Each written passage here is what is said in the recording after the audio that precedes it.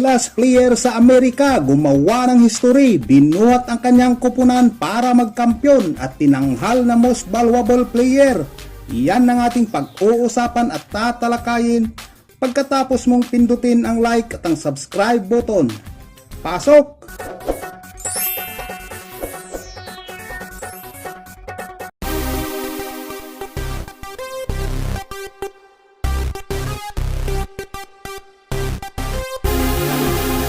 Taong 2022 nang sumabak ang ating Gilas Women's Under-18 squad sa FIBA Under-18 Women's Asian Championship sa Division B.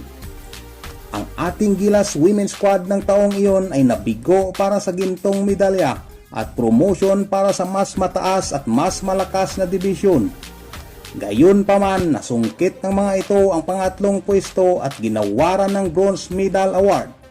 Isang nakaka-proud na pangyayari para sa ating mga Gilas fans, lalo na sa mga players na kabilang sa naturang lineup. At speaking of lineup, isa nga sa mga player na kabilang dito ay ang 5'8 guard na sa ngayon ay 19 years old at pure-blooded Pinay bowler na nakabase sa San Diego, California.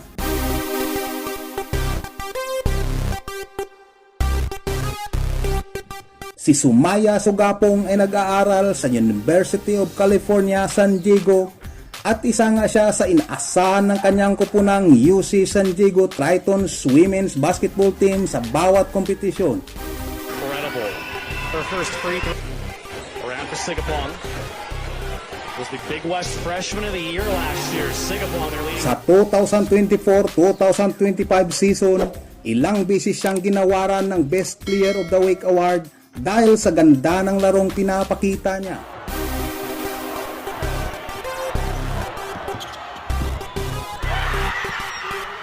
Sa season na ito ay nag-average nga siya ng 14.8 points, 5 rebounds at 3.7 assists per game.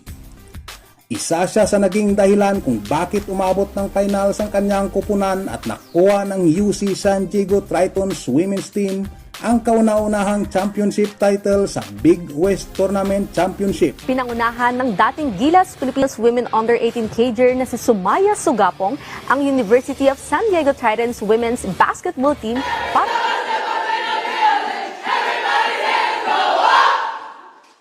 at mabigyan ng pagkakataon ng kupunan para lumahok sa NCAA Women's Division I Basketball Championship.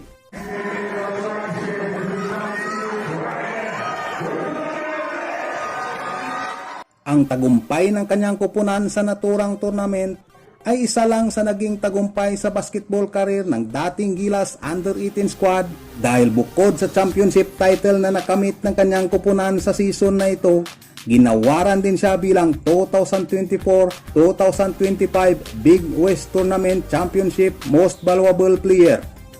Isang malaking achievement hindi lang sa basketball career ni Sumaya Sugapong, kundi achievement na din nating mga Pinoy basketball fans.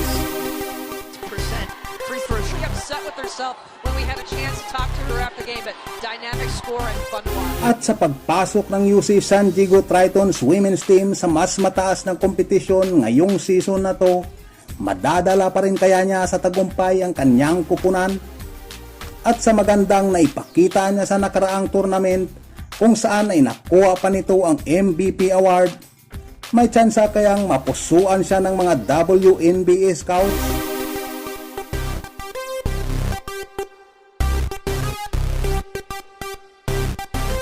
Ano sa tingin niyo mga boss?